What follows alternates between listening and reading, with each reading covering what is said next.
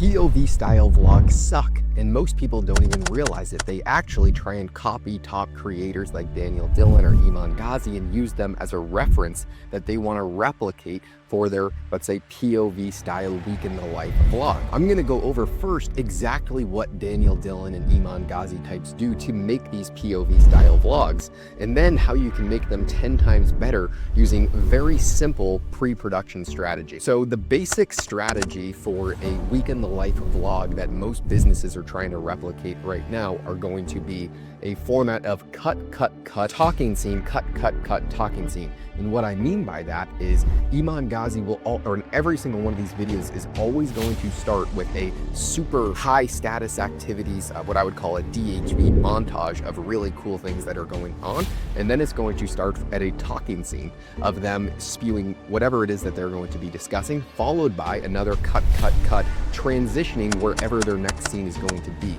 The objective of this, which is done in every single TV show, is to bring the viewer through a journey of what's actually going on in their week. This is just a transition scene showing what is going on in the video and then what is the next thing that's going on, so the next scene makes sense. But the way they do this, it makes it feel very cinematic, and it gives it a very high appeal that makes you as an audience member feel as if you are actually part of the video, along with the camera angles. If you notice for an Iman Gadzhi type of video, that what they'll do with the camera is they are always going to be rotating it based upon what they want you to look at. They're not going to have the scene at a still frame. They are going to be dynamically using camera shots that make you give the illusion that you are there with the person, which is a very strong psychological tactic that I think everyone should be implementing. And that's why on Iman's channel, you are going to see so many comments saying, Iman, I know that I'm going to be on that yacht with you 12 months from now after I work really hard. It is not by accident.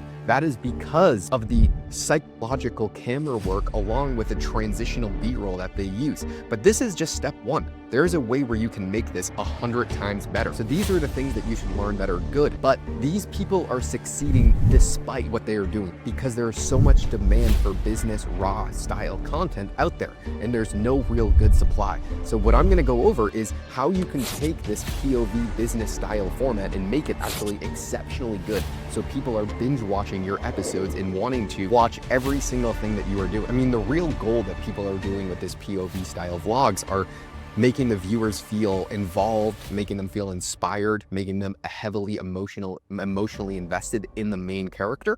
Most people are not going to care if you do this because they don't care about you. People already care about Iman Gadzhi and they want to see what he's doing behind the scenes. But this is not effective for someone new. And I think Iman would get 10 times the amount of views if he did what I'm about to talk about next. Or the real problem is these week in the life vlogs don't have a main compelling storyline or meaningful objectives. There's no narrative. So new viewers or any viewers are going to lose interest or feel disconnected from any sort of deeper value. And right now, YouTube is becoming increasingly more competitive every single day, so you have to stand out. If you are doing exactly what everyone else is doing right now, you are just going to fall in the herd, I can guarantee it. So this is where there's a huge opportunity for someone that is willing to put in a lot more work, and I'll show you how I'm actually currently doing this for another channel. I think that vlogs are going to evolve into more of like episodes that you have in TV shows, where there's a complete clear objective of every single episode or video. There's going to be much more relatable stakes and character development, and these are just things that you are going to see in every single YouTube video, like Ryan Trahan or Mr. Beast or Arak, or top creators that understand what makes a good episode of a show. And vlogs are no different. People don't just care about what you're doing on a day-to-day basis. There's other things that you need to incorporate if you want to keep people engaged, because the competition for attention is always going to get harder and harder because people are willing to put in more effort to keep their viewers engaged. And if you're not doing this, I guarantee you are going to fall behind. But there's such a big opportunity right now, because especially in the business vlog space, there is nobody doing this. So the big thing is going to be, when you are creating these vlogs, you're not just going to do millionaire in Dubai or whatever it is. You need to have an additional layer of stake and objective like you would for any episode of any show. And here's an example of something that me and PJ did a few weeks ago.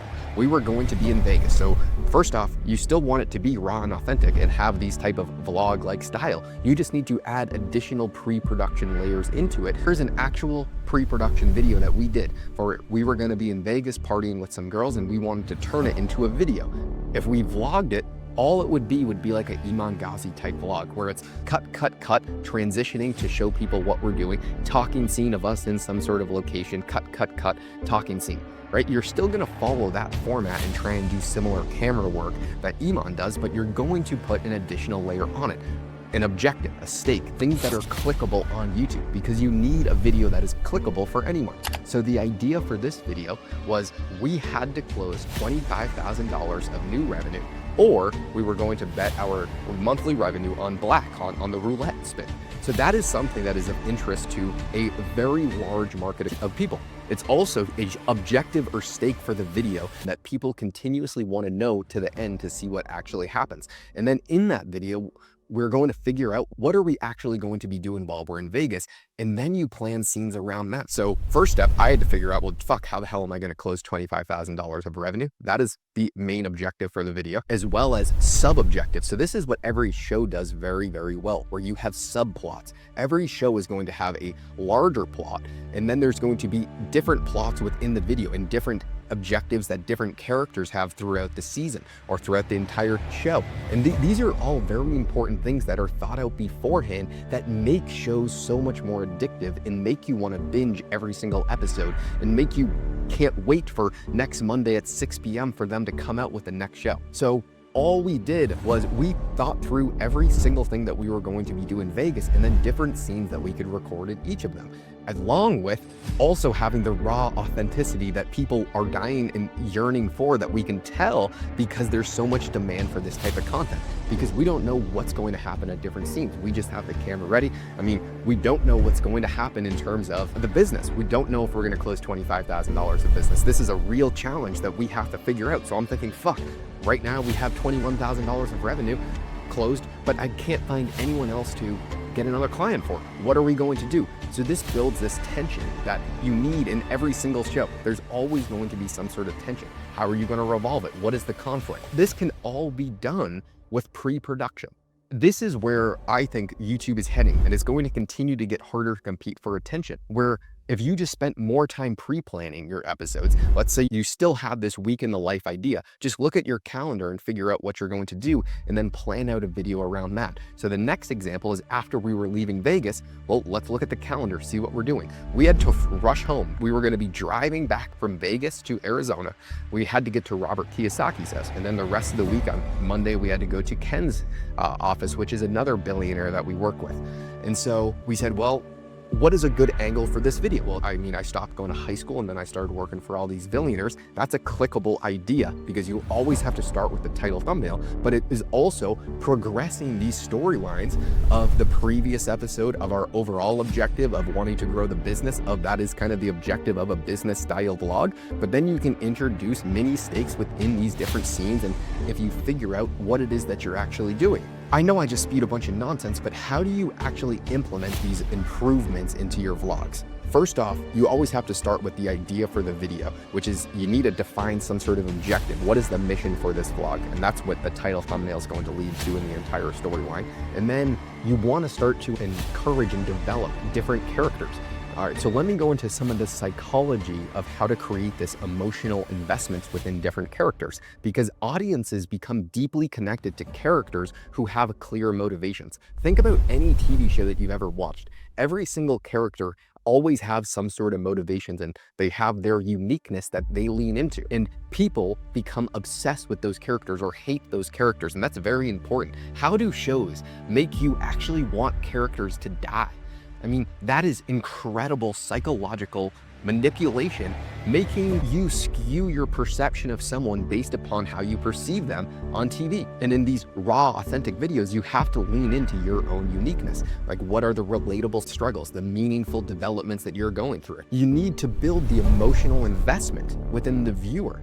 that they have in your success, failure, growth, it doesn't really matter. I mean, most of these POV style vlogs are really just flexing their success without any meaningful character development, emotional vulnerability, authenticity, I mean, for a lack of a better word. Every single successful series has a balance of viewers hit. I wish that I was living this exciting life with the relatability of, holy shit, they're facing problems just like me. It's the duality that inspires viewers, that makes them die hard into that storyline. The real main thing is just starting with more pre-production and having ideas for scenes and different things that you actually need to get, but starting with a good title and thumbnail and trying to take things from traditional media, because that is where YouTube is heading. Whether you like it or not, the competition for attention is getting higher and higher. That means your job as a creator is to make better videos, to satisfy the viewers, to make it better. I mean, when you're making videos, you are working for the viewer. And so my goal that I'm stating clear now before we've done it is to utterly dominate the YouTube business vlog niche that I'm going to be doing on my other channel.